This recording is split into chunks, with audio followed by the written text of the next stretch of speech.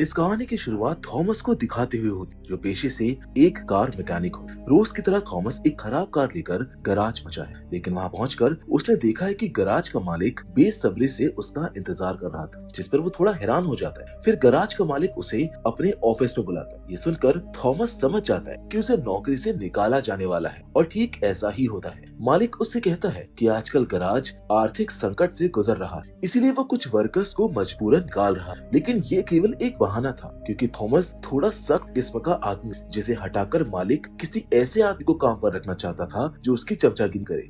अब क्योंकि थॉमस एक सख्त आदमी था, इसलिए वो मालिक से बिना बहस किए लॉकर रूम में जाकर अपना सामान निकालता है और अपनी कार लेकर चुपचाप घर के लिए निकल जाता है। खैर, थॉमस अपनी कार को अपने घर के सामने रोकता है और तभी वो देखता है कि उसकी पत्नी लॉरेन अपनी कार में बैठकर किसी से फोन पर बात कर रही है। थॉमस को उसके ऊपर शक होता है, इसलिए वो सच का पता लगाने के लिए कुछ देर तक उसे घूरकर देखता रहता है, और जब उसको यकीन हो जाता है तो वो तुरंत ही लॉरेन के पास जाता है और उसे कार का गेट खोलने के लिए कहता है। उसकी पत्नी उससे कहती है कि आज तुम बड़ी जल्दी काम से आ गए। तभी थॉमस उसके गाल पर किसी के होठों के निशान को देख लेता है, जिसके बाद वो लॉरेन से कहता है कि अपना फोन मुझको दे दो। लेकिन लॉरेन उसे फोन देने से मना कर देती, जिस पर थॉमस उससे उसका फोन छीन लेता है और उसका शक सही निकलता है। वो किसी पराये मर्द के साथ फोन पर बात कर रही थी। थॉमस गुस्से में लॉरेन को घर के अंदर जाने के लिए कहता है। लॉरेन कहती है कि मेरी बात तो सुन लो, लेकिन थॉमस उसकी एक नहीं सुनता और उसको घर के अंदर जाने के लिए बोलता रहता है, जिसके बाद लॉरेन चुपचाप घर के अंदर चली जाती है। अब वैसे ही उसे कुछ देर पहले काम से निकाल दिया गया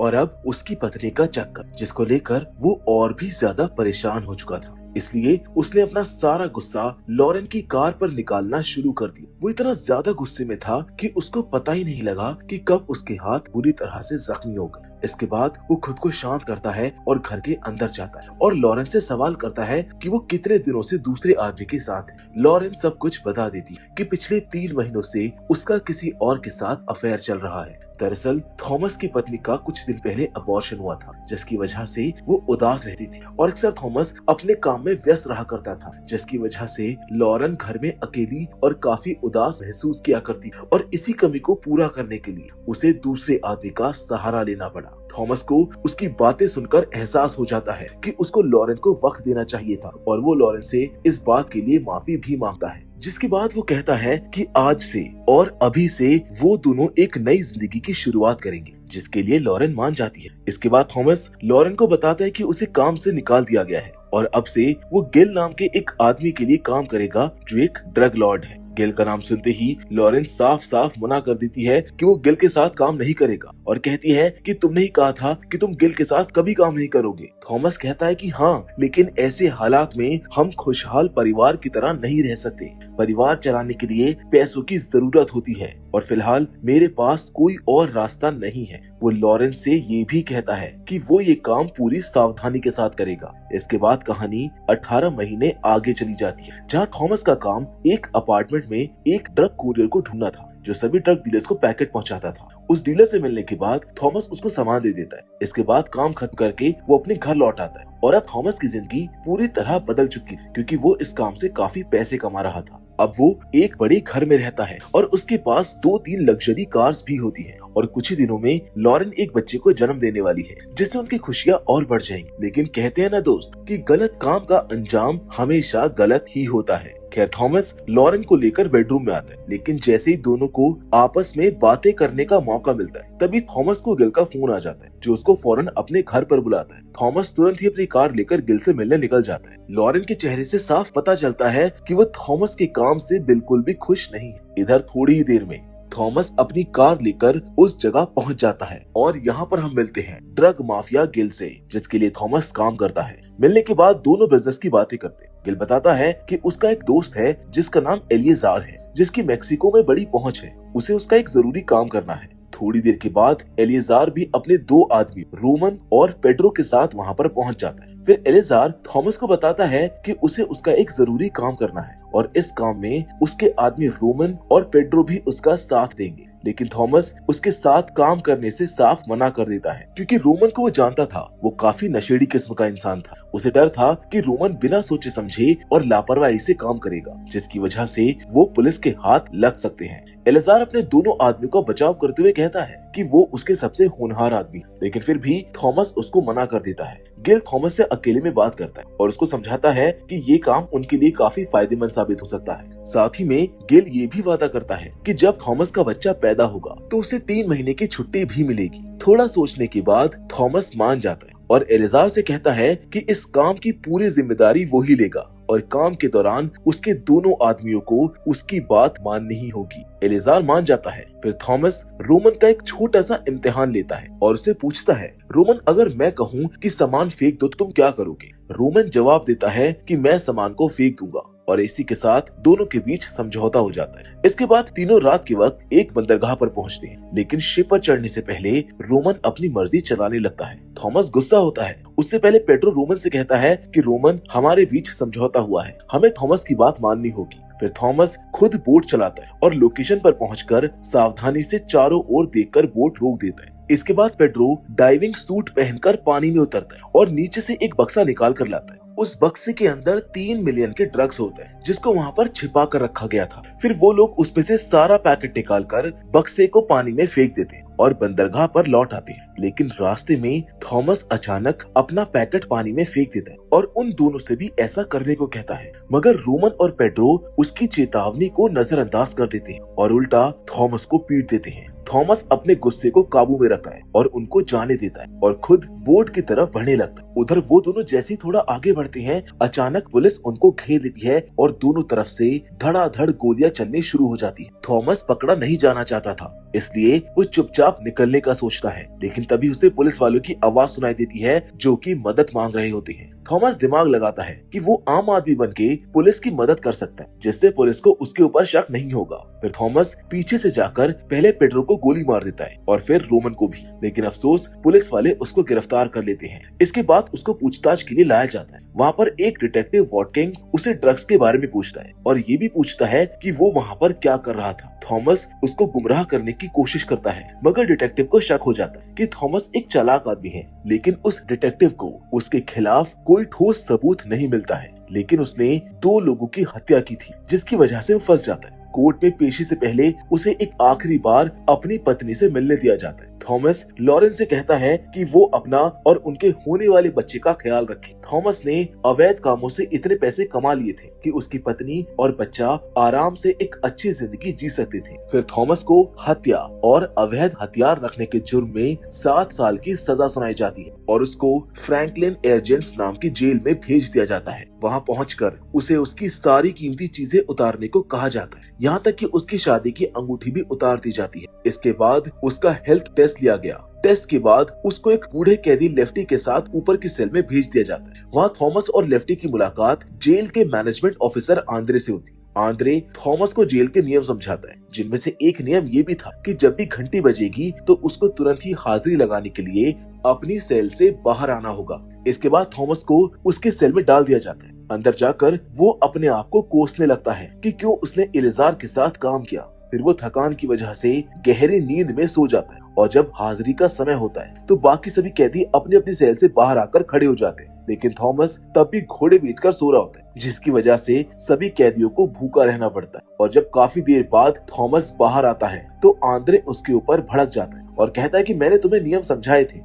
आंद्रे उसे आखिरी बार चेतावनी देता है कि आगे से उसको डिसिप्लिन में रहना होगा और जेल के सभी नियम मानने होंगे। इसके बाद सीन उसकी पत्नी पर शिफ्ट होता है, जो घर में सोई हुई होती है कि तभी उसको एहसास होता है कि कोई उसके घर में घुस चुका है। लॉरेन तुरंत ड्रॉर से बंदूक निकाल लेती है, लेकिन ये लोग जो उसका अपहरण करने आए हैं लॉरेन के ऊपर टेजर गन से हमला कर देते। वो बेहोश होकर जमीन पर गिर जाती है। सीन वापस से थॉमस पर शिफ्ट होता है, जहाँ लेफ्टी उसको बताता है कि उससे मिलने कोई आया है और जब थॉमस वहाँ पर पहुँचता है तो उसकी मुलाकात एक महिला डॉक्टर डेनाइस से होती है। डेनाइस बताती है कि उसे डॉक्टर प्लेसिड का फोन आया था, जो कि उसकी पत्नी के डॉक्टर हैं। डेनाइस उसको बताती है कि उसे डॉक्टर प्लेसिड ने बताया है कि लॉरेन की प्रेगनेंसी में बहुत दिक्कतें आ रही हैं और वो कल सुबह 10 बजे उससे मिलना चाहते हैं। ये सुनकर थॉमस थोड़ा हैरान हो जाता है, क्योंकि लॉरेन ने उसे प्लेसिड नाम के किसी भी डॉक्टर के बारे में नहीं बताया था। खैर अगले दिन उसकी मुलाकात डॉक्टर प्लेसेट से होती है, लेकिन थॉमस उसको बिल्कुल भी नहीं जानता था, क्योंकि असल में वो लॉरेन का डॉक्टर है ही नहीं, बल्कि वो एलेजार का आदमी था जो डॉक्टर होने का नाटक कर रहा होता है। फिर वो बताता है कि पिछले लेन देन की नाकामी की वजह से उसके मालिक एलेजार को $3 मिलियन का नुकसान हुआ है। इसके बाद डॉक्टर प्लेसेट उसे लॉरेन की एक तस्वीर दिखाता है जिसे उन्होंने अगवा कर लिया होता है। डॉक्टर प्लेसेट आगे कहता है कि एलेजार तुम पर बहुत गुस्सा है और वो तुम्हारी पत्नी और होने वाले बच्चे दोनों को मार देगा, लेकिन एक शर्त पर वो ऐसा नहीं करेगा। आखिर उन दोनों के बीच एक सौदा होता है। थॉमस से कहा जाता है कि उसको एक ऐसे आदमी को मारना होगा जिसे उम्र कैद की सजा हुई है, और वो आदमी रेडक्लिफ जेल के ब्लॉक 99 में बंद है, जिसका नाम क्रिस्टोफर है। डॉक्टर प्लेसेट थॉमस से कहता है अगर उसने क्रिस्टोफर को मार दिया तो एलिजार उसको माफ कर देगा और उसकी पत्नी और बच्चे उन दोनों को भी छोड़ दिया जाएगा। ये सुनकर थॉमस पूरी तरह हताश हो जाता है। उसको समझ नहीं आता कि उसको ये करना चाहिए या फिर नहीं। इसके बाद आंद्रे उसे उसके सेल में वापस ले जा रहा होता है कि तभी अचानक थॉमस अपने जूते उतारकर आंद्रे पर हमला कर देता है और उसको पीटने लगता है। थॉमस ये सब कुछ जानबूझकर कर रहा होता है ताकि उसे रेडक्लिफ जेल में ट्रांसफर कर दिया जाए। आंद्रे भी उसके इस बर्ताव से गुस्से में आ जाता है। वो अपने बैटन से थॉमस को मारने लगता है, लेकिन एंड में थॉमस आंद्रे को मारकर उसका एक हाथ तोड़ देता है। फिर आंद्रे की चीख सुनकर बाकी गार्ड्स वहाँ पर आ जाते और थॉमस को हथकड़ी पहनाकर नीचे की सेल में ले जाते, लेकिन थॉमस को तो रेडक्लिफ जेल में पहुंचना था, इसलिए वो फिर से लड़ाई शुरू कर देता है और उन तीनों गार्ड्स को भी पीटने लगता है। थॉमस के इस बर्ताव को देखकर एक गार्ड उसे टेजर गन से बिजली के झटके देने लगता है और यहीं पर उसका प्लान काम कर जाता है। उसे एक खतरनाक कैदी मानकर रेडक्लिफ जेल में ट्रांसफर कर दिया जाता है और जब वो रेडक्लिफ जेल पहुंचता है तो वहां पर उसकी मुलाकात जेल के वार्डन टैक्स और उसके 4 आदमियों से होती है।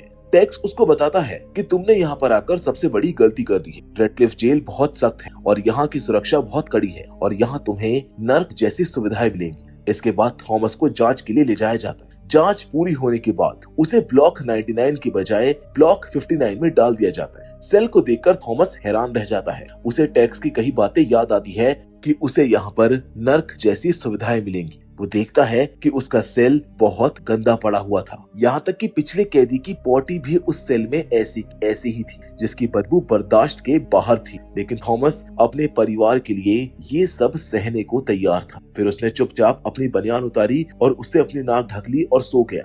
कुछ देर के बाद एक गार्ड ने उसके सेल का दरवाजा खटखटाया और उसको 60 मिनट के लिए बाहर जाने दिया गया, ताजी हवा लेने के लिए। बाहर आकर थॉमस क्रिस्टोफर को ढूंढने लगा। तभी एक आदमी उसके पास आता है जिसका नाम डेरेक था। थॉमस ने डेरेक से पूछा कि क्या तुम क्रिस्टोफर को जानते हो? ये सुनकर डेरेक ने साफ कहा कि रेडक्लिफ जेल के अंदर क्रिस्टोफर नाम का कोई भी आदमी नहीं है। ये सुनकर थॉमस हैरान हो जाता है। फिर थॉमस कैदियों के एक ग्रुप के पास जाने का सोचता है जो सामने कसरत कर रहे होते हैं, लेकिन डेरेक उसे उनके पास जाने से मना कर देता है क्योंकि वो सभी के सभी साइको होते हैं। लेकिन थॉमस फिर भी उनके पास चला जाता है, जिसके बाद वो कैदी थॉमस के ऊपर भड़क जाते हैं। थॉमस भी उन्हें लड़ने के लिए उकसाने लगता है और यहाँ पर भी थॉमस उनके साथ मारपीट करना शुरू कर देता है और वो ये सब जानबूझकर कर रहा था ताकि उसको खतरनाक कैदी मानकर ब्लॉक 99 में डाल दिया जाए, जहाँ जाकर वो क्रिस्टोफर को खत्म करके अपने परिवार को बचा सके। तभी एक गार्ड उनकी लड़ाई रुकवाने के लिए हवाई फायर कर, फिर फायरिंग की आवाज सुनते ही गार्ड वहां पर पहुंच जाते हैं, लेकिन थॉमस ने फिर से हंगामा मचाया हुआ था। वो उल्टा गार्डों को ही पीटने लगता है। आखिरकार टैक्स वहां पर पहुंचता है और गार्ड से थॉमस के चेहरे को ढकने को कहता है। फिर उसका चेहरा ढककर उसे सीधा ब्लॉक 99 में डाल दिया जाता है, जो कि अंडरग्राउंड सेल होता है, यानी कि काल कोठरी। जिसके बाद थॉमस को वहां पर ले जाकर रिमोट कंट्रोल्ड इलेक्ट्रॉनिक शील्ड पहनाकर उसके सेल में डाल दिया जाता है, जहां चारों ओर कांच के टुकड़े पड़े हुए थे। फिर टैक्स रिमोट के जरिए उसे बिजली के झटके देकर बेहोश कर देता है। अब सीन एक बार फिर से लॉरेन पर शिफ्ट होता है, जहां पर उसको अगवा करके रखा गया था। उसकी हालत काफी खराब हो चुकी होती है और वहीं पर हम डॉक्टर प्लेसेट को भी देखते हैं जो उसकी तस्वीर ले रहा होता है। उसके साथ एक कोरियन अबॉर्शन स्पेशलिस्ट भी होता है, जिससे हमें साफ साफ पता चलता है कि ये लोग लॉरेन का अबॉर्शन करने वाले हैं। अब सीन फिर से थॉमस पर शिफ्ट होता है, जो अपने सेल में बिजली के झटकों की वजह से बेहोश पड़ा होता है और जब उसको होश आता है तो वो जोर जोर से क्रिस्टोफर का नाम लेकर चिल्लाने लगता है। तभी उसके बगल वाली सेल का कैदी उसको बताता है कि ब्लॉक 99 में क्रिस्टोफर नाम का कोई कैदी मौजूद नहीं है, जिसको सुनकर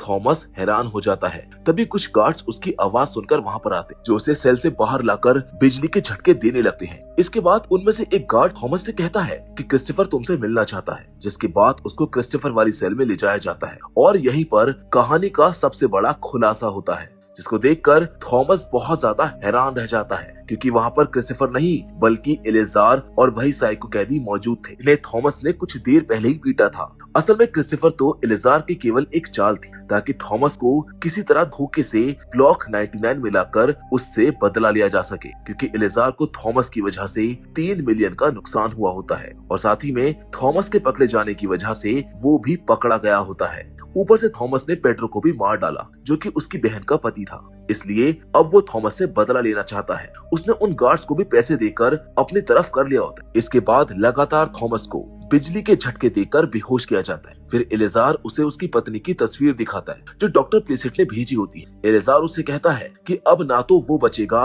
और ना ही उसका परिवार। इसके बाद उसको बुरी तरह पीटकर वापस उसकी सेल में घसीट कर डाल दिया जाता है, जबकि उस इलेक्ट्रॉनिक शील्ड का रिमोट भी एलेजार के पास ही होता है, जो थॉमस को लगातार बिजली के झटके देकर तड़पा रहा होता है। थॉमस पूरी तरह हताश हो चुका होता है, क्योंकि अपने परिवार को बचाने की उसकी सारी कोशिश अब बेकार हो चुकी थी। जिसके बाद वो अपने बगल वाली सेल के कैदी से बातचीत करता है और उसी दौरान एक तरकीब लगाता है और अपने जूते की सोल निकालकर शील्ड के सेंसर पर लगा देता है, जिससे उसको झटके लगने बंद हो जाते हैं। थोड़ी देर के बाद गार्ड फिर से आते हैं और उसको कॉरिडोर में ले जाते हैं, ये देखने के लिए कि वो सही है या फिर नहीं। और जब वो गार्ड उसको सेल से वापस जाने को कहते हैं, तो थॉमस बहाना बनाकर कहता है कि थोड़ी देर मुझको और ताजी हवा लेने दो। बात ना मानने की वजह से वो गार्ड फिर से उसको झटके देने लगते हैं, लेकिन उनको पता ही नहीं होता कि शील्ड काम करना बंद कर चुकी है। लेकिन थॉमस उनके सामने झटके लगने का नाटक करता है और मौका देकर अचानक दोनों गार्डों पर हमला बोल देता है। यहाँ तक कि एक गार्ड को वो मार भी देता है, जिसको देखकर दूसरा गार्ड डर जाता है। फिर थॉमस उस गार्ड से चाबी छीनकर उसे अपने सेल में बंद कर देता है। इसके बाद थॉमस सीधे उस सेल की तरफ बढ़ता है जहाँ पर एलेजार होता है। वहाँ पहुंचकर सबसे पहले उसका सामना उन साइको कैदियों से होता है, जिन्हें एक एक करके थॉमस पूरी तरह से मारने लगता है। किसी को वो अपने पैरों से कुचलता है, तो किसी की वो आंख फोड़कर उसको मार डालता है। वो उनको बहुत बुरी तरह से मारता है। अब जरा सोचिए, एलेजार जिसकी वजह से वो अपनी पत्नी और होने वाले बच्चों से हमेशा के लिए दूर हो गया, वो उसके साथ क्या करने वाला है। सबसे पहले तो वो उसको एक जोरदार मुक्का मारकर जमीन पर गिराता है, फिर उसका फोन छीन लेता है और उसको धमकाते हुए कहता है कि वो अपने आदमियों को फोन करे और लॉरेन का अबॉर्शन रुकवाए। लेकिन एलेजार भी जिद्दी होता है, वो थॉमस की बात मानने से इनकार कर देता है। फिर थॉमस उसकी दाहिनी टांग तोड़ देता है और आखिरकार एलेजार मान जाता है। लॉरेन का अबॉर्शन रुकवा दिया जाता है। साथ ही में थॉमस लॉरेन को सही सलामत गिल के पास ले जाने को कहता है। इसके बाद थॉमस एलेजार को घसीटकर अपने सेल में लाता है और गार्डों के साथ सेल में डाल देता है। लेकिन जैसे ही वो सेल का दरवाजा बंद करने वाला होता है, तभी टैग्स और उसके आदमी वहाँ पर पहुंच जाते हैं। टैग्स अपने दोनों आदमियों के बारे में पूछता है। थॉमस जवाब देता है कि उसका एक आदमी मर चुका है, लेकिन एक अभी भी जिंदा है और अगर उसने दरवाजा खोला तो वो उसको भी मार देगा।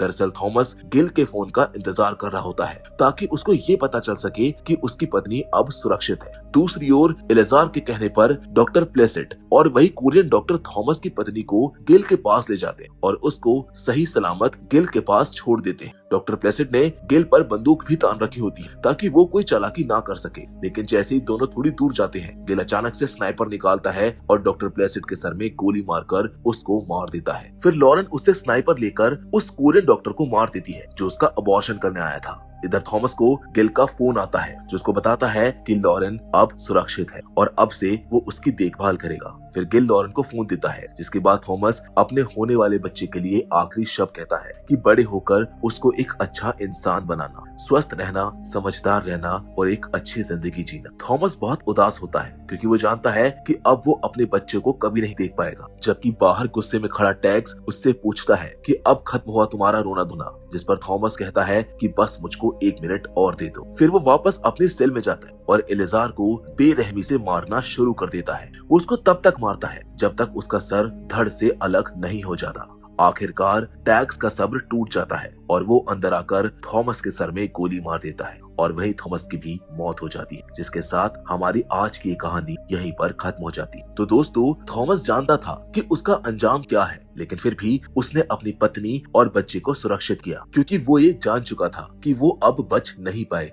थॉमस ने कुछ डिसीजंस गलत ली, वो गलत रास्तों पर चला, जिसका अंजाम वो भली भांति जानता था, पर फिर भी उसने वही रास्ते चुने। ये उसकी डेस्टिनी थी। बाकी आप हमको ये जरूर बताइएगा कि आपको थॉमस की कहानी कैसी लगी। लेकिन फिलहाल आज के इस वीडियो में तो बस इतना ही, पर हमेशा की तरह हम आपसे जरूर मिलेंगे, और वो भी एक और नई इंटरेस्टिंग कहानी के साथ। लेकिन तब तक के लिए धन्यवाद।